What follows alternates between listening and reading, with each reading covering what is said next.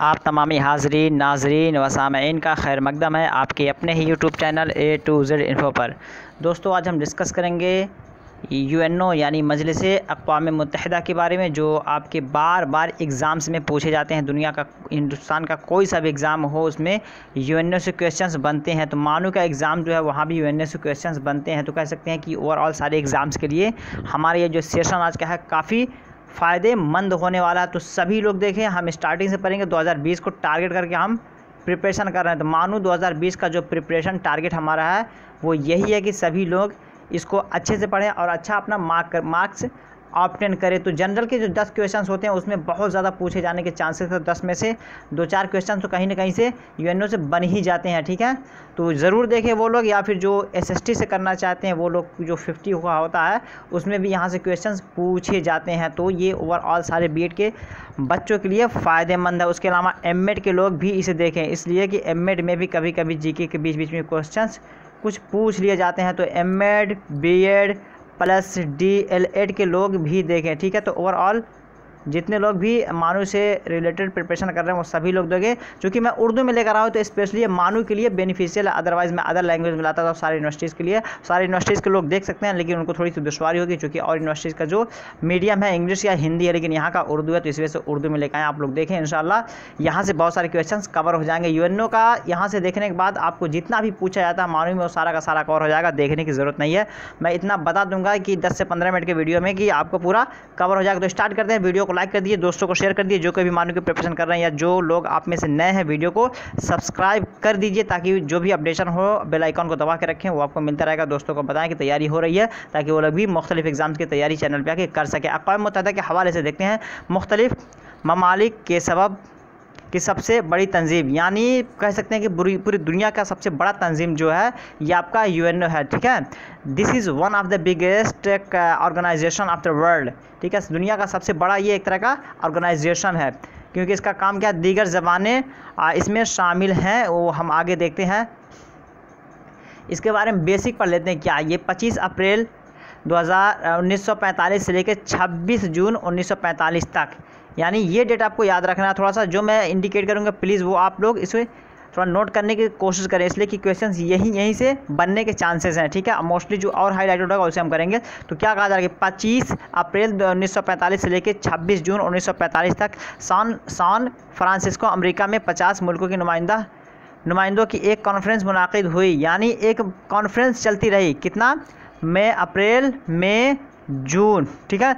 2 महीने के आसपास एक कॉन्फ्रेंस चलती रही ये। लेकिन डेट याद रखें, अगर पूछा जाए कि सैन फ्रांसिस्को में UNO के हवाले से मीटिंग कब से कब तक चली, ठीक है। सैन फ्रांसिस्को में UNO के हवाले से मीटिंग कब से कब तक चली, 25 अप्रैल से 26 अप्रैल, ठीक है। इस तरह करके देगा। तो आपको अगर एग्जैक्ट पता है तो आप आंसर बिल्कुल सही कर देंगे। तो प्लीज़ इसे नोट कर लें, मैं बताने की भी कोशिश करूँगा क्वेश्चन कैसे बनाए जाते हैं, ठीक है।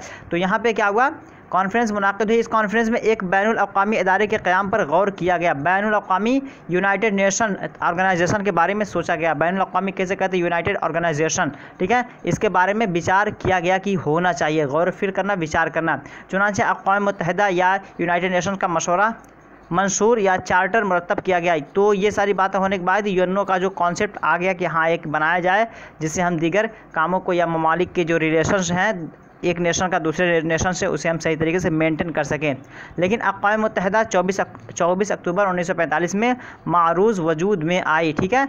देखिए यहाँ पे तो बात तो चल रही थी 1945 में, और 1945 से 26 जून 25 अप्रैल, इन दोनों में बात तो चल रही थी इसके हवाले से। लेकिन फाइनलाइज होके जो ये हमारा इम्प्लीमेंट हो केम इनटू फोर्स, ठीक है, अमल में जब आ गया ये, इसको डायरेक्ट इसी वजह से हम इसका जो मानते हैं, स्थापना मानते हैं 24 अक्टूबर 1945। ये आपको जहन नशीन रखना है कि UNO का क़याम कब अमल में आया। पूछेगा UNO का क़याम कब अमल में आया, 24 अक्टूबर या 25, ये डेट देता है कन्फ्यूज़न के लिए आपका 25 अप्रैल, 26 जून, 24 अक्टूबर या इनमें से कोई नहीं। तो ये आपको जहन नशीन रखना है। 25 में क्या है ये जहन नशीन, 26 में क्या है ये जहन नशीन। वो एक तरह की मीटिंग चल रही थी सैन फ्रांसिस्को में UNO के हवाले से, लेकिन जो फाइनलाइज होकर हमारा डेट माना जाता है UNO डे, वो आपका 24 अक्टूबर 1945 माना जाता है। तो ये आप जहन नशीन रखें, ठीक है। आगे देखते हैं, उससे पहले थोड़ा सा और फर्दर देख लेते हैं कि UNO की जो ऑफिशियल लैंग्वेजेस हैं कितनी हैं, 6 लैंग्वेजेस हैं, ठीक है। ये अगर आप मेरा जो मैं SST का पोर्शन क्वेश्चन कराया था और वो इंग्लिश में कराया था मैं, वहाँ पे अगर देखोगे तो वहाँ भी UNO के हवाले से मैं बताया था कि उसमें 6 लैंग्वेज, जिसमें लास्ट में स्पेनिश आपको इंक्लूड किया गया था, स्पेनिश इंक्लूड किया गया था। टोटल 6 ज़बानें उसमें आपकी हैं। तो स्पेनिश आखिरी ये पूछा जाता है कि UNO की कितनी ज़बानें हैं। टोटल 6 ज़बानें हैं। प्लीज़ सुने और नोट करने की ज़रूर वन लाइनर बनाने की कोशिश करें। UNO की कुल कितनी ज़बानें हैं? 6 ज़बानें हैं। और ये पूछा जाएगा कि UNO की आखिरी ऑफिशियल ज़बान कौन सी है, दफ्तरी ज़बान कौन सी है? तो आपका स्पेनिश, ठीक है, स्पेनिश आपका स्पेनिश हो जाएगा वहाँ पे। तो ये अगर आप रख रहे हैं तो 2 क्वेश्चन इंशाल्लाह यहाँ से क्लियर हो जाएगा। और यहाँ पे अक़वाम मुत्तहिदा का फ्लैग जो है कुछ इस तरह का देखने को मिलता है, ठीक है। फ्लैग तो नहीं देगा आई थिंक, लेकिन अगर दे दिया तो ये फ्लैग आपको जहन नशीन रखना है, ठीक है। फ्लैग में झंडा, जिसको आलम बोलते हैं, ठीक है, फ्लैग को आलम बोलते हैं, ये जहन नशीन रखे आलम, ठीक है, आलम बोलते हैं फ्लैग। और निशान जो है ये इसको एम्ब्लेम बोलते हैं, निशान को एम्ब्लेम, EMB एम्ब्लेम। जैसा हमारे इंडिया का एम्ब्लेम क्या है, standing 4 lions back to back, उस, ठीक है, यानी 4 शेरों का जो जमघट है एक के बाद दीगर खड़े हैं, एम्ब्लेम बोलते हैं उसे, निशान के माने में होता है एम्ब्लेम। तो ये आपका कह सकते हैं एक तरह का लोगो है, ठीक है, एम्ब्लेम कह लीजिए इसको, निशान। अक़वाम मुत्तहिदा के रुकने ममालिक का नक्शा, यानी कितने ममालिक इसमें शामिल है वो पूरे नक्शे में यहाँ पे दिखा दिया है। तो यहाँ पे टोटल मैं बताऊँगा 193 कंट्रीज़ हैं, ठीक है।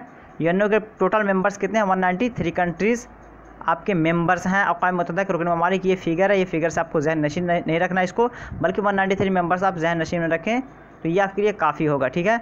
सदर दफ्तर किसे बोलते हैं? हेड क्वार्टर बोलते हैं, ठीक है, हेड क्वार्टर सदर दफ्तर बोलते हैं। पूछा जाएगा कि UNO का हेड क्वार्टर कहाँ है? न्यूयॉर्क में है, न्यूयॉर्क शहर में है, बैनुल-अक़वामी इलाक़ा में, ठीक है। तो न्यूयॉर्क में पड़ता है आपका, ये आपको जहन नशीन रखना कि हेड क्वार्टर जो UNO का है वो आपका न्यूयॉर्क में है। दफ्तरी ज़बानें कितनी हैं? अरबी, चीनी, अंग्रेज़ी, फ़्रांसीसी, रूसी, ठीक है, हस्पानवी, ये आपका हस्पानवी है, स्पेनिश को बोलते हैं हस्पानवी,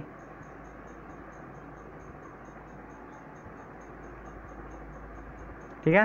तो हस्पानवी चूँकि आपको देखना है, यहाँ से सवाल बनते हैं, तो हस्पानवी चूँकि स्पेनिश को बोलते हैं तो हस्पानवी आप जहन नशीन रखें। तो ये आपका 1 2 3 4 5 और ये 6, तो 6 ज़बानें हैं, लास्ट में आपका हस्पानवी यानी स्पेनिश है।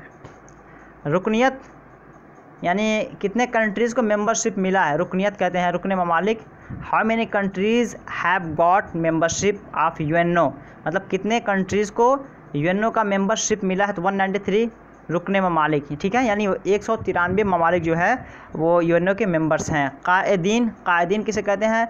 लीडर्स कह सकते हैं, या मेंबर्स, जो लीडर कह लीजिए, रहनुमा उसके जो हैं, जिसमें हम सेक्रेटरी, जनरल सेक्रेटरी या ख़ास मेंबरान को जानेंगे। सेक्रेटरी जनरल के बारे में पूछा जाता है कि UNO का जनरल सेक्रेटरी कौन है? तो आपको यहाँ पे एंटोनियर गुटेरेस, आपको ये मैं ऑब्जेक्टिव में भी कराया हूँ, वहाँ भी देखे होंगे। तो ये आप याद रखें, ज़रूर इसे याद रखें प्लीज़, ये कंपलसरी मैं मार दे रहा हूँ एस्ट्रिस्क, इसे आप याद रखें। एंटोनियर गुटेरेस, सदर जनरल असेंबली, ठीक है। पहले तो असेंबली का सदर जनरल कौन है, यानी प्रेसिडेंट कौन है?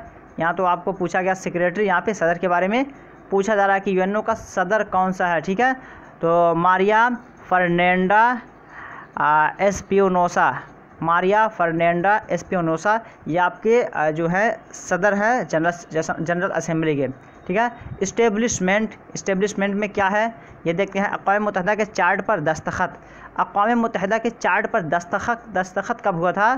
ठीक है, 26 जून 1945। अभी आप देखें 25 अप्रैल से लेके 26 जून तक क्या चली थी? मीटिंग चली थी। कहाँ पे? अमेरिका के सैन फ्रांसिस्को, ठीक है, अमेरिका में कि कोई एक ऐसा संगठन होना चाहिए, कोई ऐसा ऑर्गेनाइजेशन होना चाहिए जिस पे कि चल करके हम जो ममालिक के रिलेशन हैं उन्हें मेंटेन करें। तो ये फाइनलाइज हुआ था हमारा 26 जून 1945 को। तो चार्टर पे दस्तखत जो हुआ था यूनाइटेड नेशन के हवाले से बैनुल अक़वामी के लिए, तो आपका 26 जून। तो ये आप जहन नशीन रखें कि जो हमारा यूएनओ के चार्टर पे सिग्नेचर हुआ था, कब हुआ था? 26 जून 1945। ये भी आप वन लाइनर लिख लीजिएगा, ठीक है। अब अगला है चार्टर का बैनुल अक़वामी इतलाक़। यहाँ तो आपका 26 जून को दिखा दिया कि आपका दस्तखत हुआ, उस पर फाइनलाइज्ड होकर ये जो एकदम अमल में आ गया कि अब ठीक है ये यूएनओ जो है कंट्री टू कंट्री रिलेशनशिप को संभालेगा। तो ये आपका 24 अक्टूबर 1945 को ये फाइनलाइज हो गया था। तो ये भी आप नोट करें, जितने भी पॉइंट्स को मैं बता रहा हूँ प्लीज़ आप नोट कर लेंगे। एक बार पढ़ेंगे तो फिर दोबारा पढ़ने की ज़रूरत नहीं पड़ेगी, लेकिन आप नहीं नोट करेंगे तो आपके लिए दुश्वारी हो जाएगी, ठीक है। अगला देखते हैं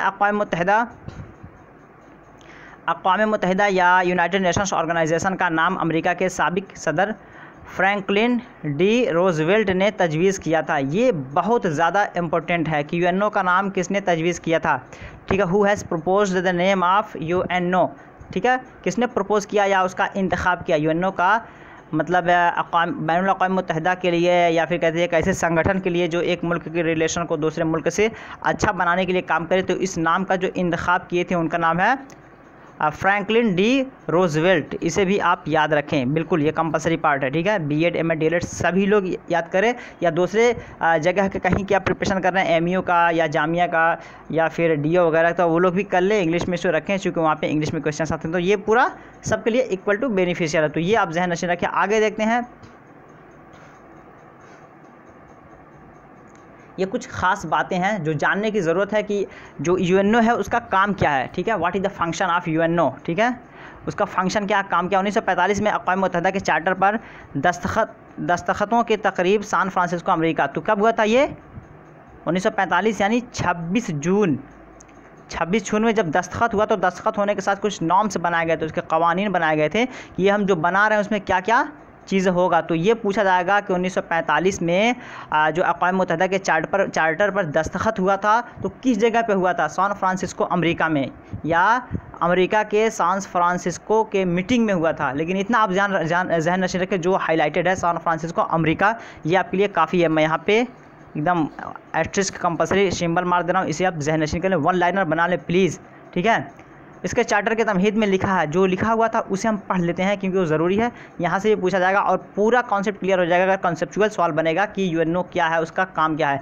हम अक़वाम मुत्तहिदा के लोगों ने इरादा किया है कि आने वाली नस्लों को जंग की लानत से बचाएंगे। यानी जितने भी यूएनओ के मेंबर्स हैं सभी लोग ये अहद लेते हैं, वहाँ पे एक तरह का ओथ लेते हैं कि हम मतलब एक मुल्क का रिलेशन दूसरे मुल्क के साथ अच्छा करेंगे, ठीक है। ह्यूमैनिटी को मतलब डेवलप करेंगे। 2 नंबर में कहा जा रहा है इंसानों की बुनियादी हुकूक़ पर दोबारा ईमान लाएंगे और इंसानी इक़दार की इज़्ज़त और क़द्र मंजिलत करेंगे। यानी एक इंसान की इज़्ज़त करेंगे, किसी को ह्यूमिलिएट नहीं करेंगे, किसी को इंसल्ट नहीं करेंगे, ठीक है। मर्द और औरत के हुकूक बराबर होंगे और छोटी बड़ी कौमें के हुकूक बराबर होंगे, ठीक है। जिस तरह हमारा आर्टिकल क्या कहता है 15 कहता है prohibition of discrimination on the ground of religion, race, caste, sex of place of birth, ठीक है। तो एकदम किसी तरह का एक तरह का आर्टिकल 15 आप देखेंगे फंडामेंटल राइट में तो साफ साफ यही वर्ड मिलेगा जो मैं बोल रहा हूँ, ठीक है। क्योंकि मैं इस पर प्रिपरेशन पहले किया था। तो ये है कि किसी के साथ डिस्क्रिमिनेशन किसी बेस पे नहीं होना चाहिए। ये यूएनओ के एक तरह का जो चार्टर है उसमें नॉर्म्स में साफ साफ इसे जिक्र किया गया है। मर्द और औरत के हुकूक बराबर होंगे, छोटी बड़ी कौमों के हुकूक बराबर होंगे, किसी के दरमियान कोई एक तरह का एक्सप्लॉयटेशन नहीं होगा, इस्तेहसाल नहीं होगा, ठीक है। 4 नंबर देखते हैं, ऐसे हालात पैदा करेंगे कि अहद नामों और बैनुल अक़वामी आइन के आयद करदा ज़िम्मेदारियों को निभाए जाएँ। आज़ादी की एक वसी फ़िज़ा में इज्तिमाई तरक्की की रफ्तार बढ़े और ज़िंदगी का मेयार बुलंद हो। बात आप समझ गए होंगे कि मतलब है एक जो भी वादा किया जाएगा जिस मुल्क के साथ उसके साथ ईमानदारी से काम किया जाएगा, ठीक है। जो कि क्योंकि रिलेशन से अगर एक मुल्क का रिलेशन दूसरे मुल्क से बनाया जाता है तो उसका कहीं ना कहीं एक तरह का इंटर रिलेशन यूएनओ का वहाँ पे होता है। तो जो वादा किए जाएंगे उस पर वो खरा उतरेगा, ईमानदारी से काम करेगा। यह मकासद हासिल करने के लिए रवादारी अख्तियार करें,